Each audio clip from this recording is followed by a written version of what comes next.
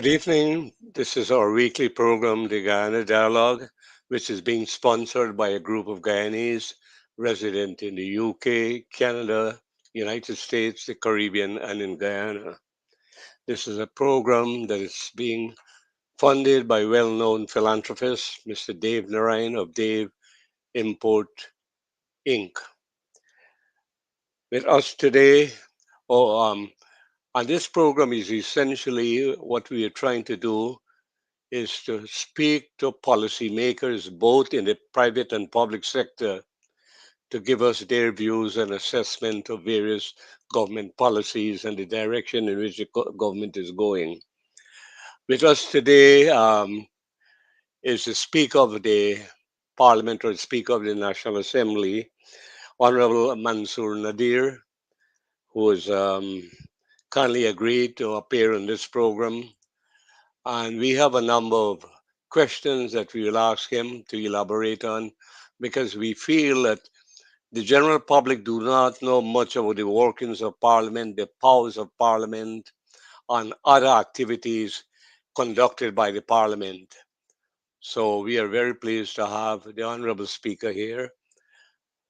With me are the two panelists, Professor Muniram Budu and Dr. Ganga Ramdas. And, Hello. um, and, Hello, everyone. and I welcome our honored guest this evening, Speaker Manzoor Nadir. Good evening, Dr. Tara Singh and your co hosts.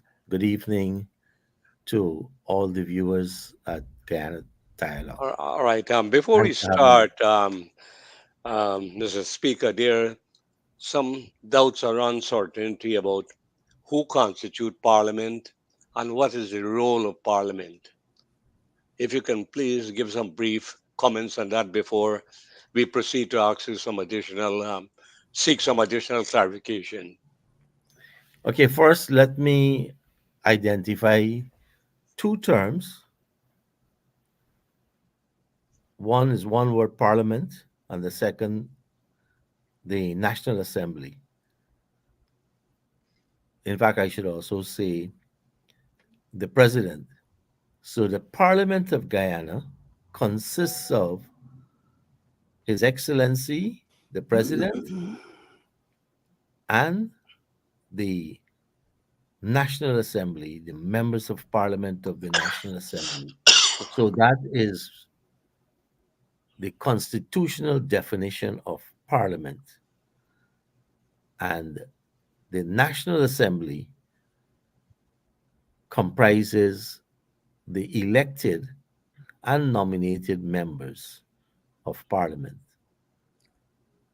Parliament is the lawmaking body of the country, and lawmaking in this instance is bills are passed by the National Assembly, and when His Excellency assents to the bill, then you say you have an act of Parliament because you have approval from the National Assembly, the members of the National Assembly voting unanimously or in majority, and then the President assenting to that bill, and then that bill becomes an act of Parliament.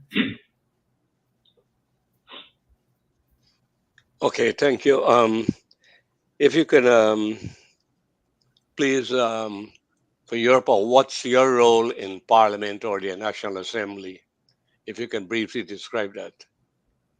Now, the speaker's role in the National Assembly is a very simple one, and that is to ensure that the business of the National Assembly is conducted in an orderly manner based on the rules of Parliament or the National Assembly. And those rules are called the standing orders. And it details the responsibilities of members of Parliament, the clerk, who is the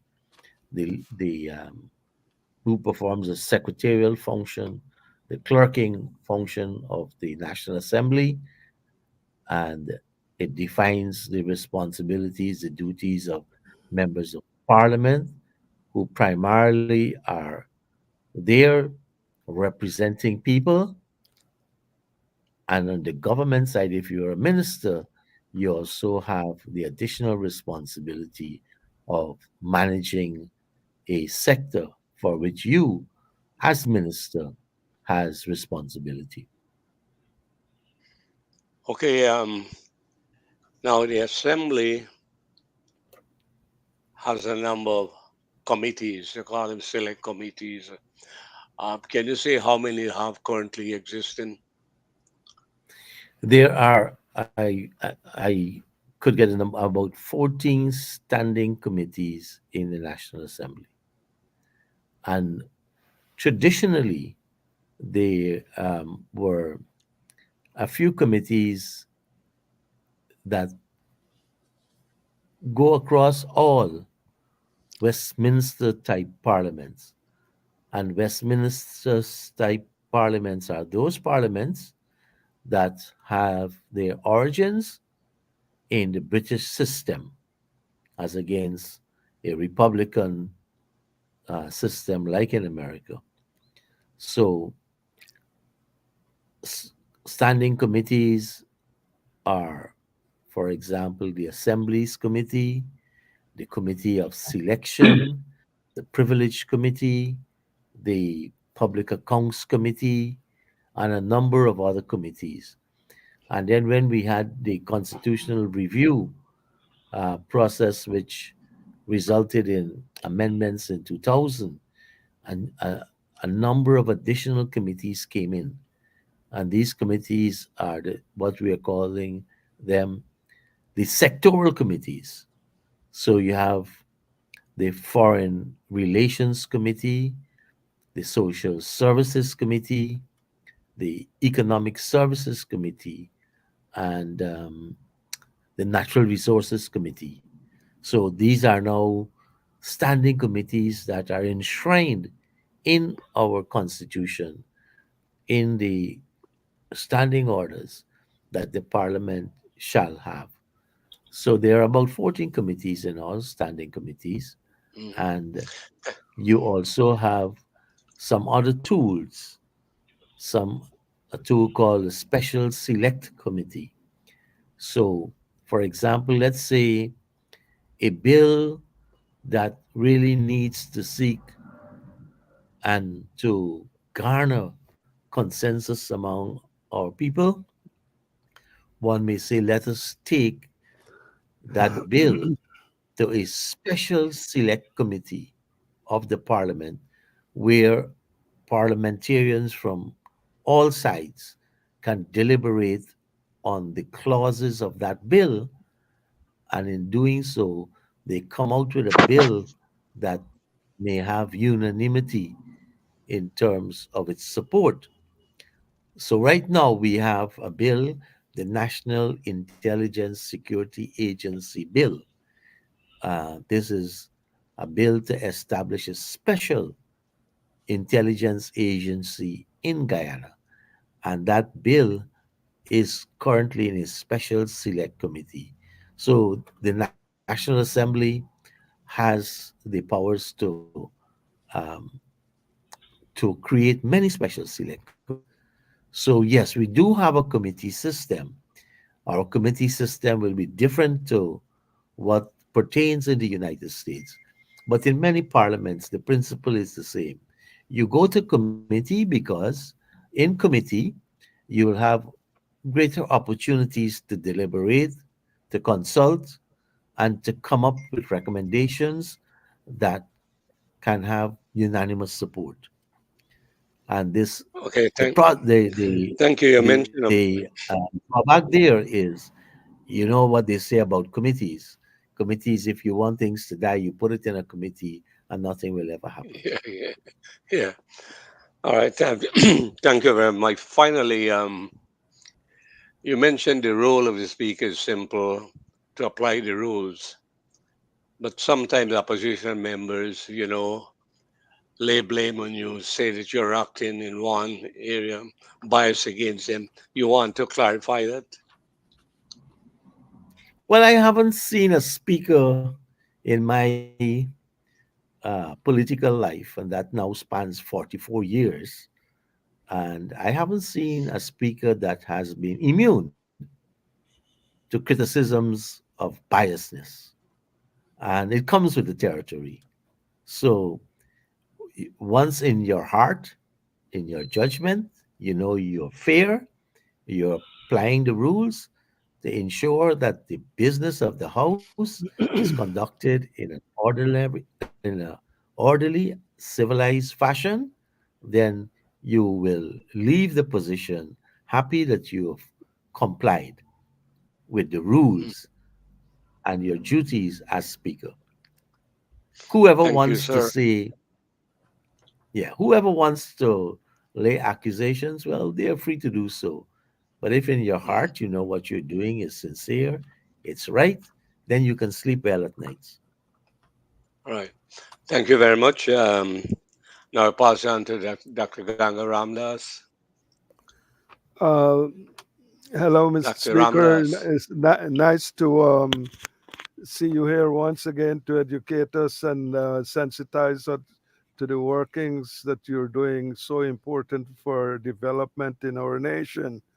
I was taking the position from the point of view of the student, of the youth, and of course, the youth inputs into decision making would require an overview and understanding of all of these essentials in terms of standing orders and so forth. But the wider scope of leadership training is a big opportunity available to our youths. Could you elaborate on some of the mechanisms that are there to engage our youths in the various aspects of governance? Could- Thank you very much, Dr. Ramdas. It's an honor for me to be invited once again and a pleasure to be present on the program. Uh, Let me first speak to the issue of representation. And I have been around quite some time. Some people refer to me as a veteran politician. I don't know if that's good or bad. And some people say an old politician. That might be an apt description at this time. However, let's come back to the issue of representation. So, whether you be youth, you be women, you be special needs person, rural versus urban, indigenous versus others, you're there to represent people. And Guyana has always had a very young population, with more than 60% of our people being under the age of 30. So, whoever ignores the aspirations of young people, whoever ignores the um, the the youth vote, whoever ignores our children in school and university, and that person wants to be a politician, I can guarantee you that person is going nowhere with a political career, none whatsoever. And so, like every other special group, this is perhaps one of the largest, even bigger than the gender segmentation of our population. So you are constantly challenged to inform young people about the democratic institutions in the state. And young people don't want to bother too much about politics. They have a lot of negative views, perhaps rightly so, about politics and politicians.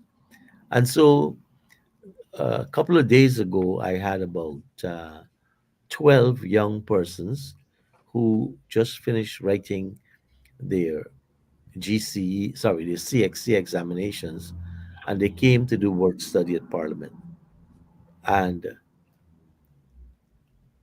None of them, none of them even knew the speaker's name. So they know the speaker and they have an idea of what the speaker does. So just saying, well, who is the speaker? What's the speaker's name? Nobody knows. What's the job of the speaker? Well, he sits in a chair when they got parliament and he tries to pacify the different quarreling people. That's the image. And so it's a constant process that um, we need to engage in order to continuously educate everyone, not only our young people, about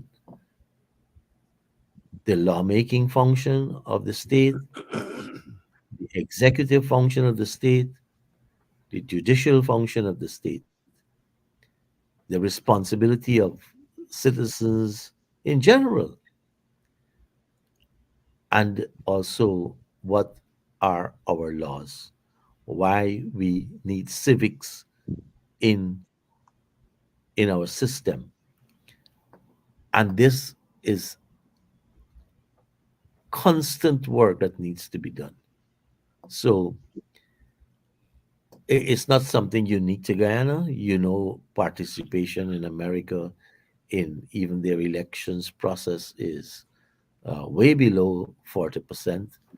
Um, and only the negative things are known about the politics and the policies of politics along with the politicians. So, but it's like that function that we all have to do as the last function, somebody got to do it. And so the parliament, the National Assembly, the members of parliament are here to ensure that we can make policies and laws for the good governance of our country. Yeah, Dr. Ganga, your follow up. yeah, we could view our youths as citizens as well, and perhaps put them on some formal program or interns with those committees, because that's a wonderful and playing field there that they can learn so much, and they could become very instrumental in the development of our country. So what about the interns part of the training? Okay, Dr. Ganga, I totally agree with you with respect to the sensitization of our younger population about the function of representative democracy, and there needs to be more contact between the institutions that perform those functions, and especially young people. Totally agree with you. Personally, I've been involved in youth parliament, model parliament since 1983. Since then, and so you would have, from my eyes, almost 4.5 decades of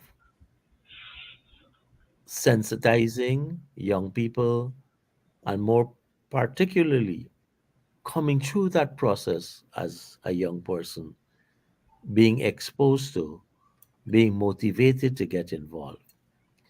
And I've seen not only myself, I can count off from the top of my head colleagues who in the 80s, like me, um, got exposed to youth parliaments, got an opportunity to visit each other in the Caribbean, like minded, representative democracy loving people, young, and to see 20, 30, 40 years later, these persons are prime ministers, ministers, president. So I can attest to the importance and the fruitfulness of being involved and being able to involve young people.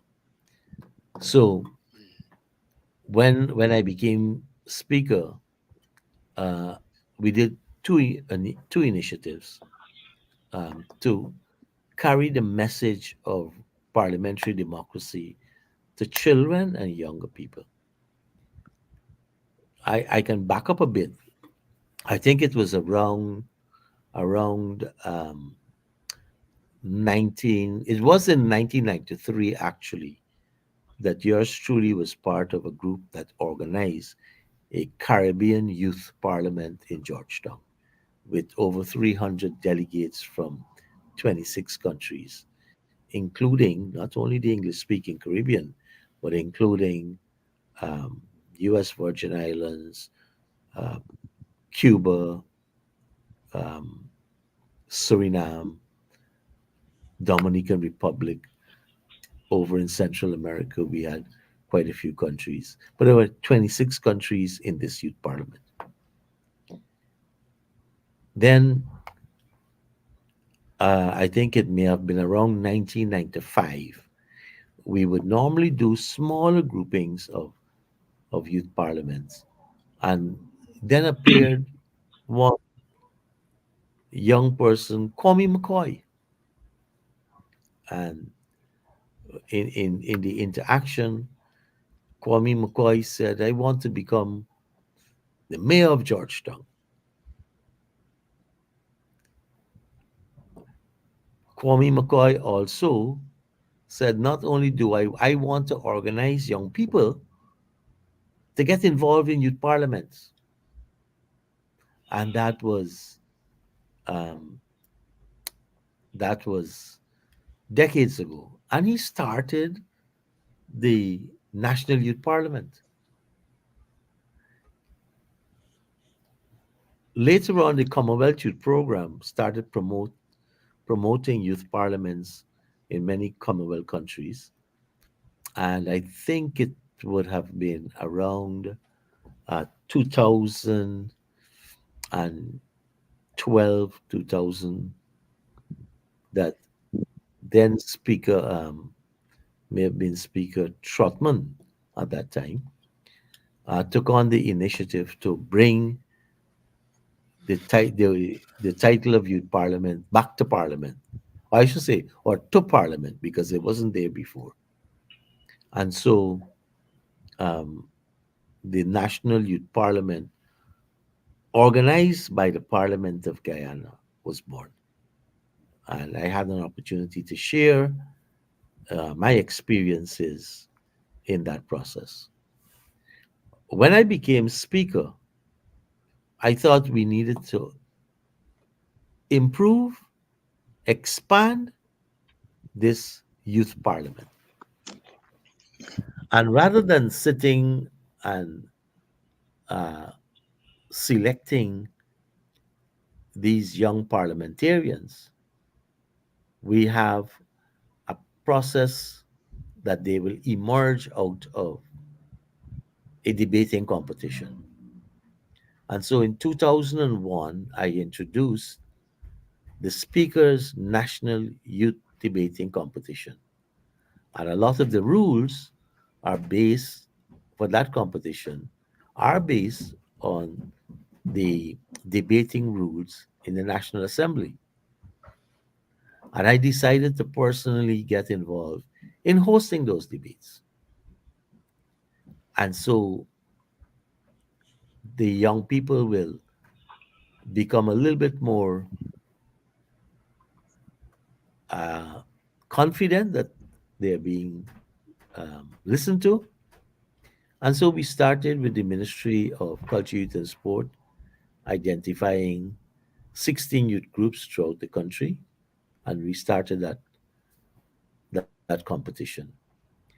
And the amount of persons were in the thousands who tuned in to the parliamentary website and page, just like the Guyana Dialogue is on Facebook and its own page, tuned into Parliament just to support their group, but more particularly, they got themselves exposed to Parliament and started spreading that. By 2003, we moved from just 16 groups and we had introduced the speakers' regional youth debating competitions. And this year we had 37 groups throughout the country participate. Winners from these 37 groups then migrate to the national debating competition. So there's a process now. You're now qualifying at a lower level and moving up the scale. And out of the Speakers National Youth Debating Competition, we now select 40, sometimes 44 kids, young people, to participate in the youth parliament. And we also do a youth parliament with secondary school children at the same time. So on August the 12th, International Youth Day, we launch our annual youth parliament. And it has two segments. It has the secondary schools segment, and it has the segment for the older youths, young adults who come out of the debating competitions. And that will culminate on the 18th of August with the National Youth Parliament. And there's an incentive to go on because winners from best debaters, best members of parliament get a chance to represent Guyana at the Caribbean Youth Parliament. And this year, two of our top performers from last year, and we have the time lag because of a number of issues, two of the top performers will be going to New Zealand in September to participate in a Commonwealth Youth Parliament. So we've evolved this from just a local activity once a year to an annual process and then even exposure internationally. So that was one of the measures. The second, we go out every during the festive season and we take a gift to over 10,000 children on the 10. And in those cheers, there's a small haversack with Parliament logo. There is a cartoon, a coloring book about Parliament, Speaker, Mace, and things like that. So we use cartoon, pictures, and storytelling to take the words parliamentary democracy, parliament, people's representative out to the younger people. And that has been a huge success. What I've noticed is that our requests for school visits to parliament have increased exponentially where we're doing, and they come primarily during two periods: one, Republic Week, and Independence Week. But they come also um, any other time, and we accommodate them.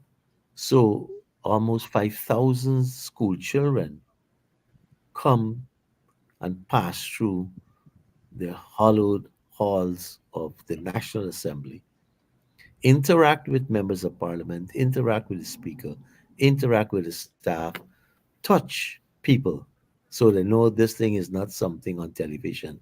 This is a real institution, real people impacting on their lives. All right, Mr. Speaker, thank you for that very clear understanding of the various activities you engage in, especially your young people. I now hand you over to Professor Muniram Budu. Over to you, Mr. sir. Speaker, good to see you Hi, again. Prof. I, I trust that you are It's an still honor. playing ping pong. Yes, yes. And I still am playing as good as the last time you tried to play. Okay, good. uh, okay, you have been the Speaker of the National Assembly since 2020. What major challenges did you face? How did you resolve at least some of them? And what challenges remain? The major challenge is the militancy in Parliament that politicians would bring into the chamber. That's a major challenge.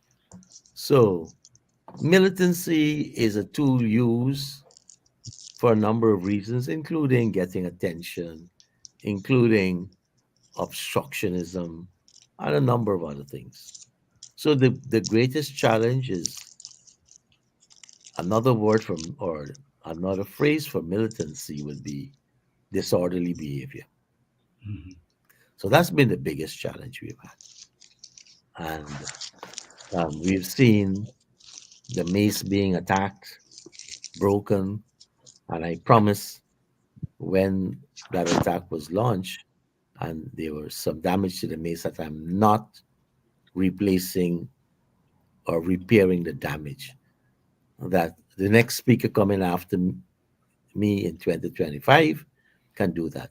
But I leave a broken mace as a symbol of those who want to make the rule and when things don't go their way, want to break up the entire game. So I've left it like that. But the major challenge is militancy, disorderly behavior. Generally, we have had persons will test your limits. It's like your children. They will push a button, push you to the limit. As the young people will say, they will run your batteries down, right? Testing your Mhm. patience. And we've seen that happening. And what I notice is after we were firm with respect to the attack on the authority of Parliament, December 9th, I think it was 2000 and was it 2001 or 2002, um, and we've had to sanction members. We've seen persons saying, we got to be careful because the speaker is not an easy pushover as some of us may want to think. And so I've seen since then a lot of cooperation.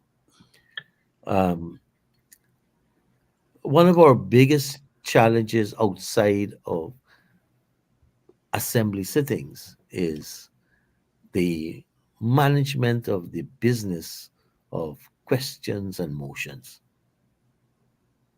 So the MP is allowed to ask as many questions as they want, and questions will come to the clerk.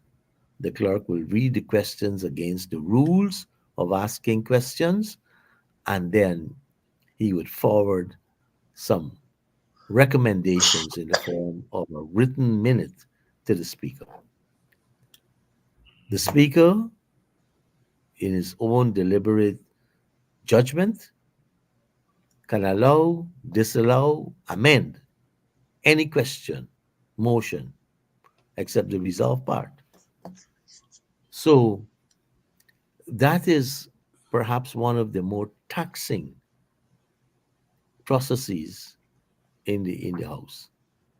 So when the question comes in, there are a number of rules with respect to what you have to read that question against, including is the information available generally? Is the information factual?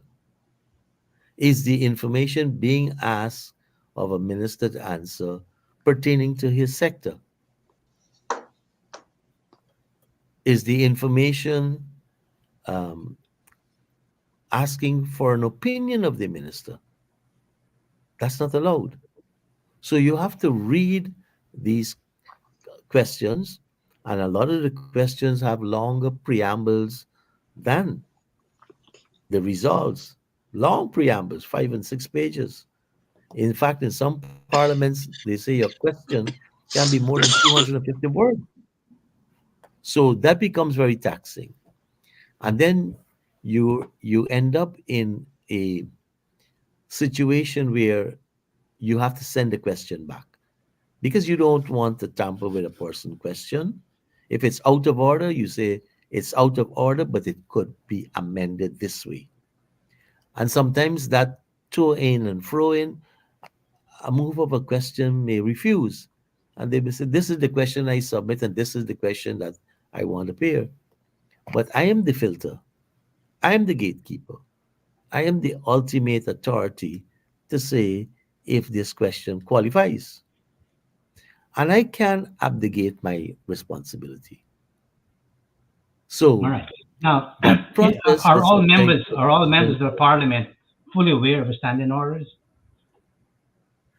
fully aware. At the beginning of every parliament, Hmm. uh, members are given the standing orders. They're given Hmm. a handbook to accompany the standing orders. And as far as possible, there is a orientation day, and then in collaboration with the Commonwealth Parliamentary Association, a session is held, especially for new MPs. This year it took about 18 months to happen, but it did happen in May of 2022. So sometimes it happens when a parliament is convened within 60 days because there are scheduling issues with the Commonwealth Parliamentary Association also. So ignorance is not an excuse. And then we have competent researchers in Parliament.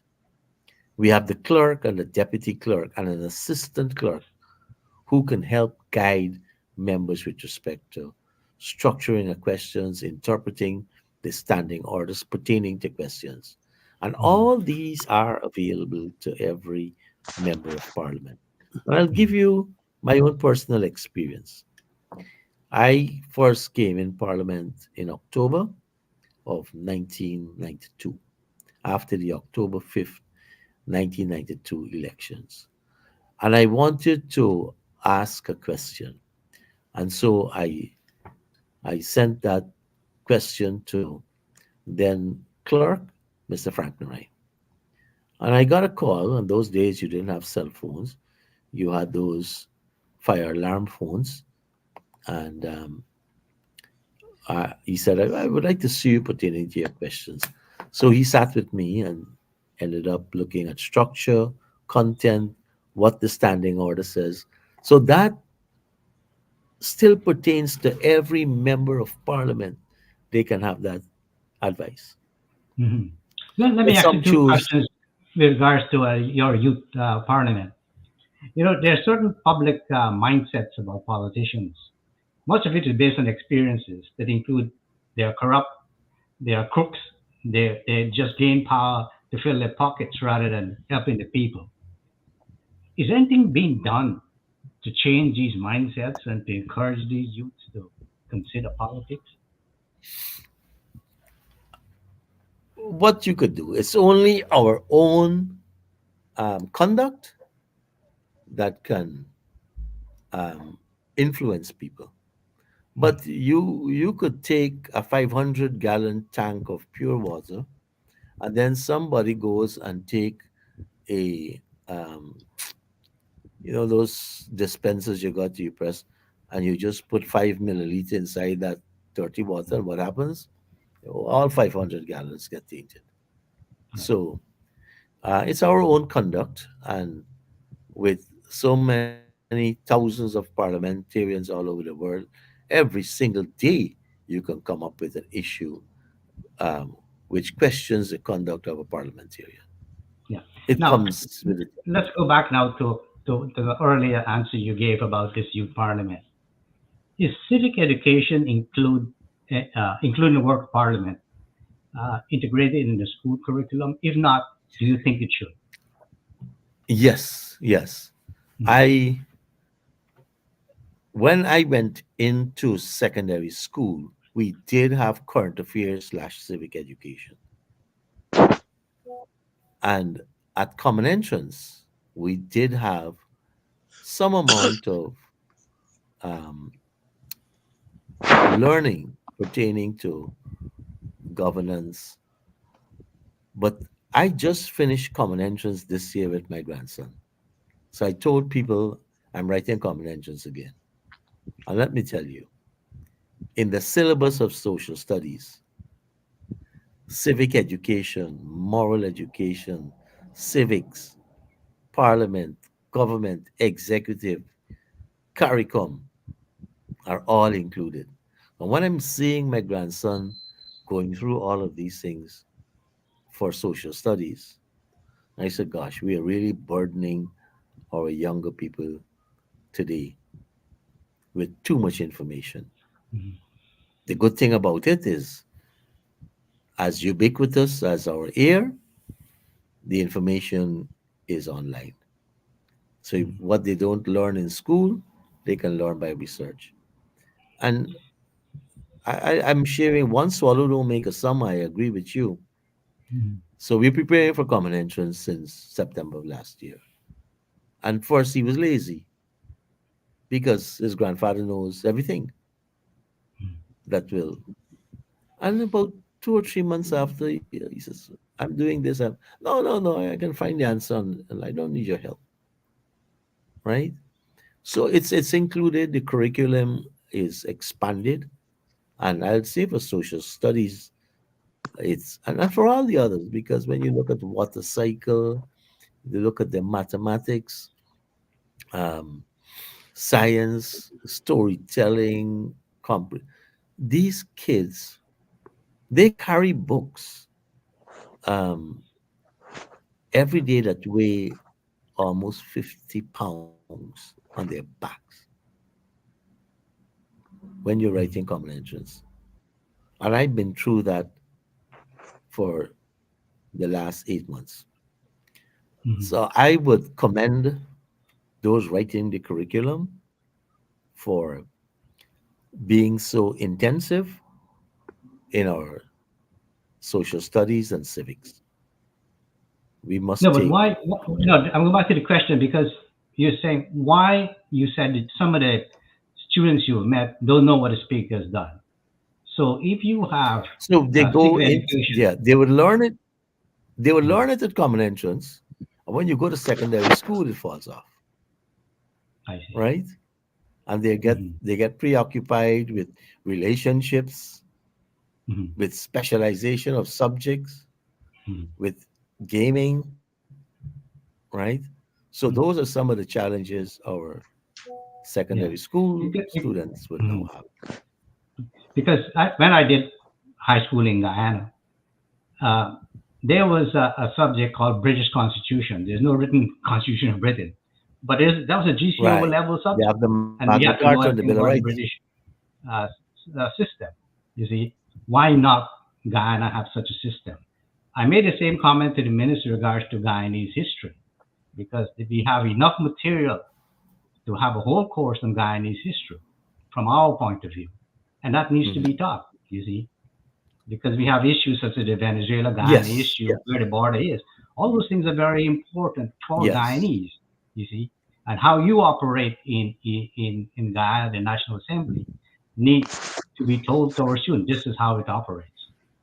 You see, Right. uh, so that now in democracy, opposition parliamentarians are expected to hold the government accountable and must seize every opportunity for scrutiny with facts. Does the opposition present substantial scrutiny with facts on table motions?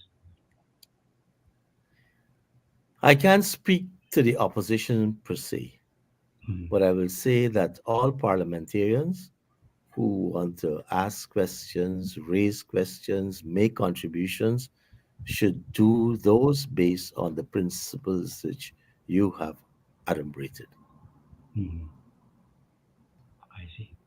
Now, now, there are strong divisions between the government and the opposition. How do you approach your work to enable bipartisan working for the people, especially when you have all these committees also to look into? Mhm. You have to be fair, and when people, as I said earlier, try to run your battery, you got to be firm. Mhm. But I had a great compliment paid by the fiancé of an opposition parliamentarian 2 months ago. So we had some, as they would say, um, team building, Mhm. um, a team building exercise in the form of a football game between the diplomats and members of parliament. Mhm. And so this was, I think, the 22nd of May or something. Mhm. And a particular opposition member of parliament fiance was there. And it gave an opportunity for everyone to, shed their whatever cloak that they have on, or whatever vista they could have put in front of them. And he introduced me to his fiancee, and she said to me, "Mr. Speaker, it's an honor. I look at and she's Cuban Guyanese, Mhm. and she said, I look at every sitting, and I must commend you. You've done very well to be fair, and anyone transcending the rules, you're firm with them. People will argue about the noise and the heckling. That's not my concern. My concern is the person on the floor speaking. If an opposition person or a government person gets out of the way and they're not speaking, I can wield the standing orders on them, and I do. So that was a compliment, and her saying that, yes, one person, but it reassured me that at least I've touched one person with the way in which I manage Mhm. the sittings of the National Assembly. Tara? Yeah, okay, Mr. Speaker, thank you. Go back to Dr. Ganga. You have any Yes, follow-up questions? Mr. Speaker, you have done a wonderful job to generalize youth parliament training with an institution within an institution. What you have done runs very deep, and it links so many pieces together conceptually, especially the work that borders on the committees through critical thinking and problem solving. You have done an excellent job to point our youths in that direction, and I think a lot of good things will happen if you continue and you broaden it so that more people, more youths are aware of what you're doing. I'm amazed what you have done there. We could even evolve a center for public policy and diplomacy with your under your initiatives. You have done all the legwork for that, and that would produce leaders. In the past, I it was a voluntary effort through the Progressive Youth Organization. That's where I got my education. There, that was the Hmm. only opportunity. When we had our meetings at the secondary schools, I'm there and I absorb what our leaders were telling us and follow up on those things. So I want to, something happened recently at the party level. How do we view democratic centralism in alongside what you're doing in terms of the structure that you have laid out in terms of developing our youths? And I say it with all sincerity that you have done a wonderful job in developing our youths, because at some point back I was with our at Lincoln University with our Center for Public Policy and Diplomacy. And I think all the elements that you have mentioned are in there. So the wider environment that's evolving, how do you see that democratic centralism featuring in all of this? For me, democratic centralism or dictatorship of the cabinet is uh, a storm in a teacup. Because if we have And when you had the French Revolution, you had this. You have mob rule. So every little grouping could have ignited a riot on a particular street, right? But when you take and put a structure to that mob, you have an association. You start building, creating an institution. And in that, you have to receive the information from as many. It has to be distilled, it has to be prioritized, and that is the dictatorship of the executive of that group. And so some call it in the British system, we have dictatorship of the cabinet. Of course, because the cabinet will sit, they will meet, they will examine the issues, and they will make policies. And after those policies are tested over a particular period of time and among a vast among the people, those policies may evolve into law. So that has to go through a process. And just like how you may have democratic centralism, you have parliamentary centralism. Because in the end, the 65 elected members of the House who vote, because the non elected members don't have a vote, those 65 determines the fate of the entire nation. I don't know how many is in Congress. I know you have 100 senators. I don't know how many Congress people. But in the end, that grouping will make centralized policy. But the grouping comes out of the choices of people. They're the people's representatives. They're not just nominated. And that's why I can't admire and glorify any system of government which is not predicated upon persons voting for their representatives in a free manner of free will. I can't. And so what is I know that word has been bandied about and is in the PPP constitution, right? But in the PPP constitution used to be communism. Practice was different. And over the years, that practice has now put pressure on the PPP to remove certain words from their constitution.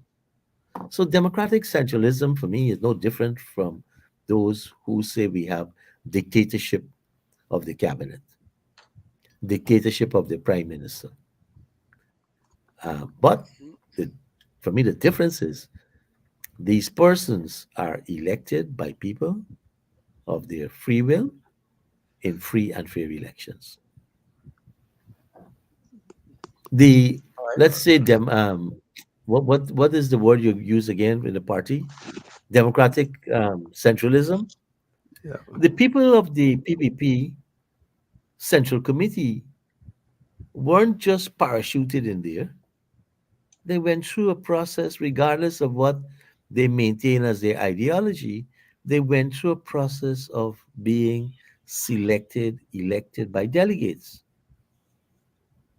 And then they have their executive that manages their business from month to month, from council meeting to council meeting, from delegates conference to delegates conference.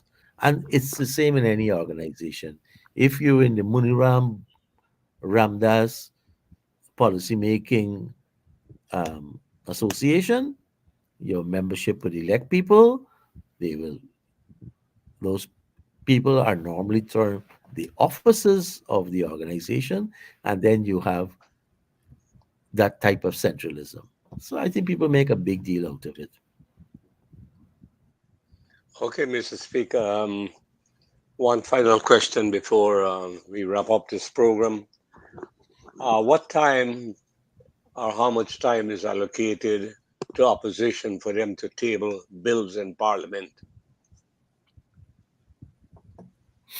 Okay, so when a question or a bill or a motion comes to the speaker and it's checked against the rules, if it's okay, then a notice paper is issued. And the notice paper for government, I think, is 14 days, for opposition is 21 days. And once that period finishes, it qualifies now to go on the order paper. So that could be the gestation between introducing a question, a motion, a bill. For bills from the government, you have 7 days as a minimum. Now, let's say an opposition person puts in a question today and Okay. everything is okay. 21 days from today, it matures to go on the order paper. So it's on the order paper. But a parliament may not be uh, called for the did you next 2 months. did you say the opposition has 14 days? Did I hear you correctly? Yeah, I think for some, I could be incorrect here. For government bills, minimum of 7 days. For some questions, 21 days.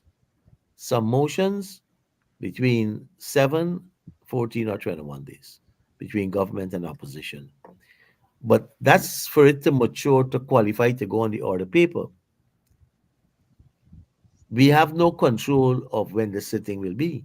So if you might ask a question in October, and we have 3 months of going to and fro with respect to the changes to be made, and then it finally qualifies to get the speaker's approval to go on the order paper. Then it takes 21 days. So now from October to February.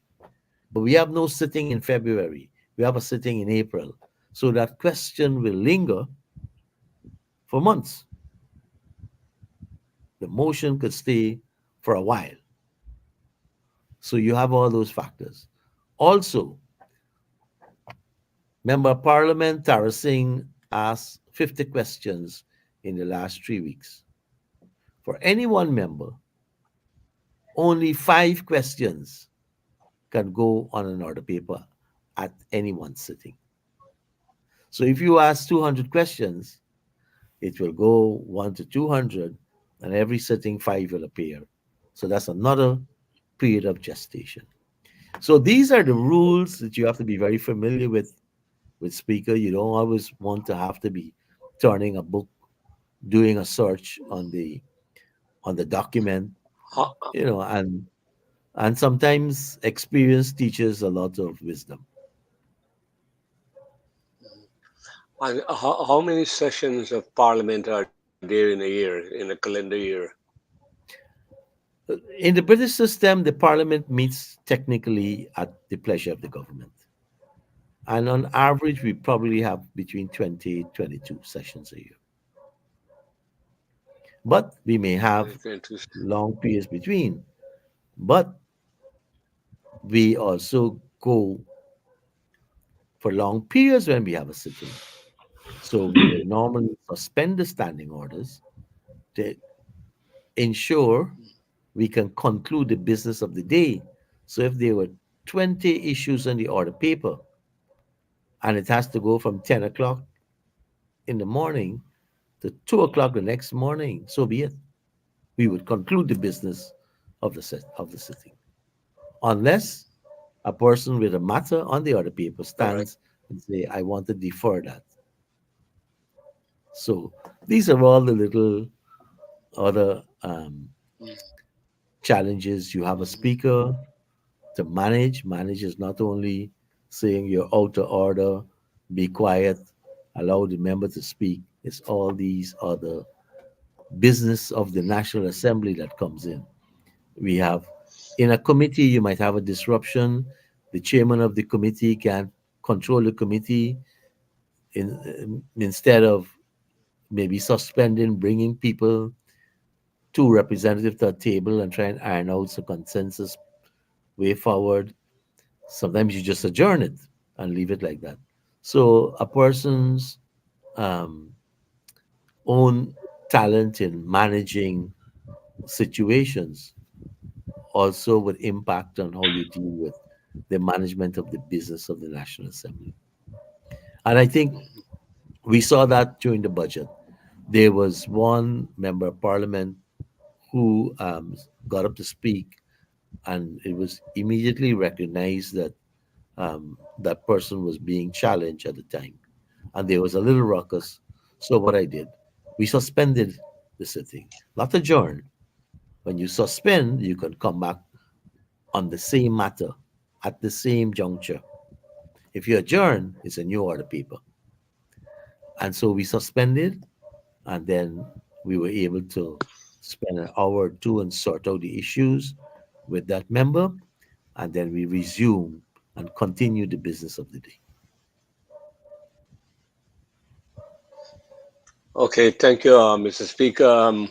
We're going to close now. Dr. Ganga, your final comment, and likewise, Professor Buru, after that, your final comment. Really, for all the good work you have done, I would like to see the establishment of a center for public policy and diplomacy, and we stream our high school students and others through that institute there. That I think that would be a good capstone for all the work you have put in for all these years since 1992. And we don't necessarily have to go through any particular political party, and that would do good for our country. Okay, Thank you, Professor Buru, Dr. Mr. Speaker, Professor Buru, you have done an final excellent comment. job, and I hope that you continue doing a great job for the Guyanese people. I know you very well, and I know you're committed to do your best for Guyana as such. On a lighter note, there have been videos of fist fighting in parliament in Okay, some countries.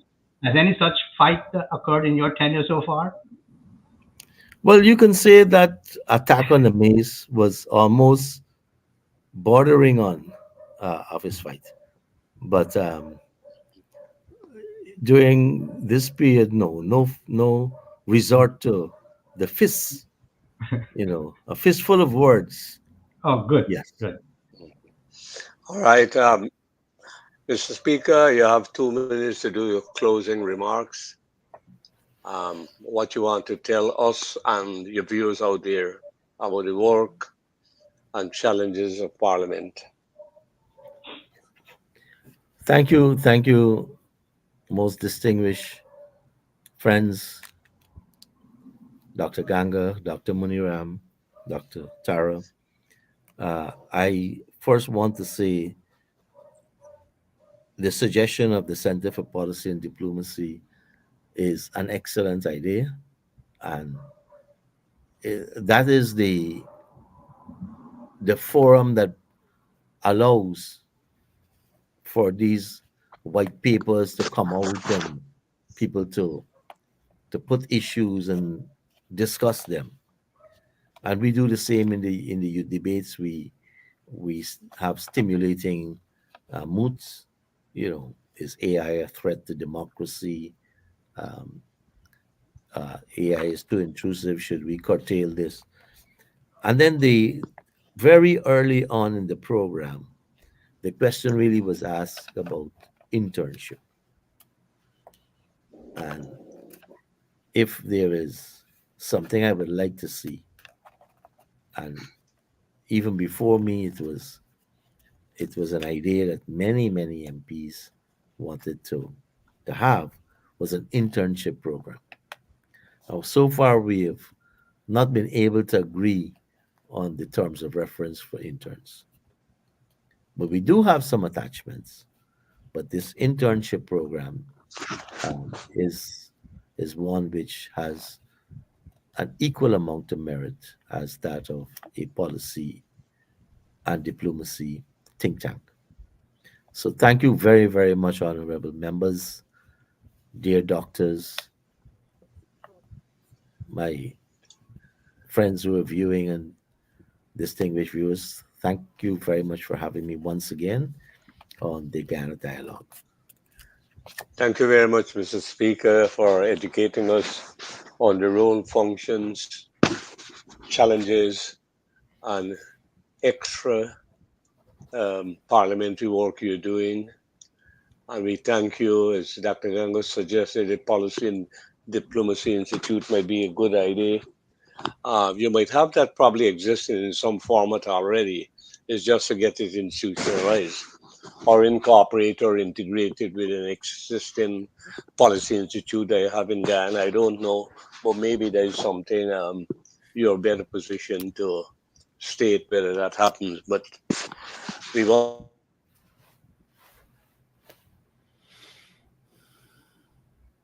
thank you for as well as for the viewers. So, on behalf of the viewers who and all the best for the future. Thank you, panelists. Thank you and good Good night, night, everyone. Thank you. everybody. Bye bye. Thank you. Bye. Gentlemen,